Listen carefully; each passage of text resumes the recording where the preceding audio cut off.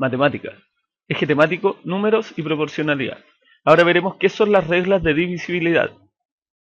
Determinar si un número es múltiplo de otro equivale a determinar si ese número es divisible por otro.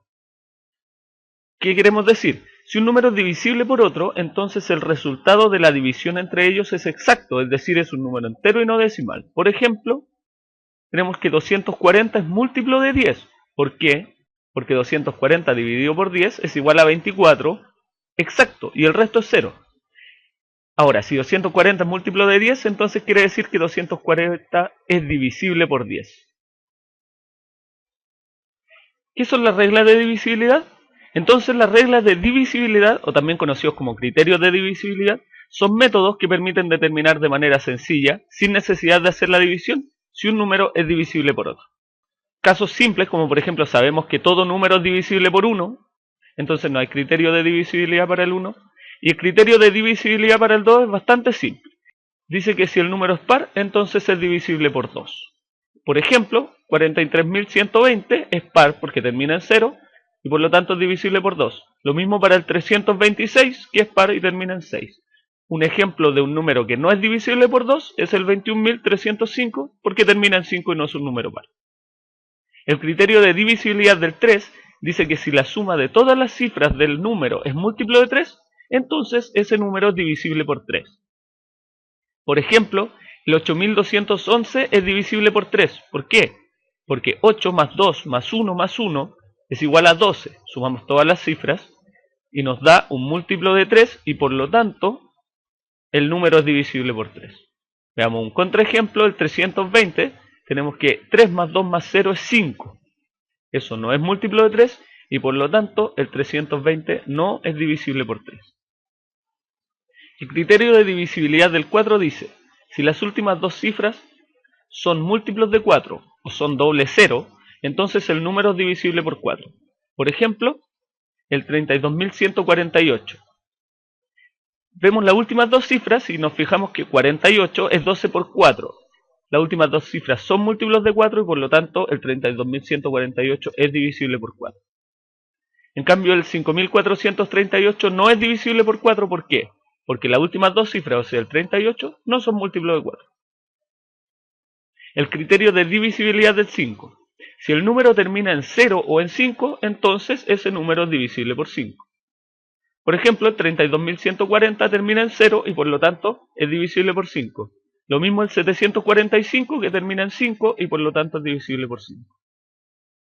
En cambio el 3178 no es divisible por 5, ¿por qué? Porque no termina ni en 0 ni en 5. El criterio de divisibilidad del 6. Si el número es divisible por 2 y por 3 a la vez, entonces es divisible por 6. Por ejemplo, el 828, veamos. ¿Es divisible por 2? Sí, porque es un número par. ¿Y es divisible por 3? Sí, porque 8 más 2 más 8 es 18 y 18 es múltiplo de 3. Como el 828 entonces es múltiplo de 2 y de 3, por lo tanto es divisible por 6.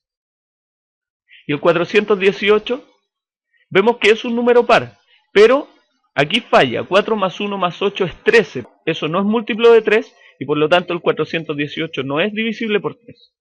Y como no es divisible por 3, entonces no es divisible por 6.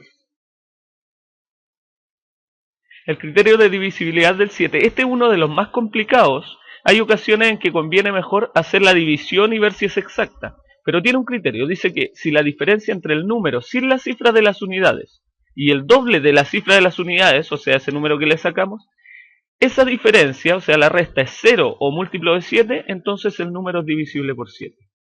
Veámoslo con un ejemplo. 476.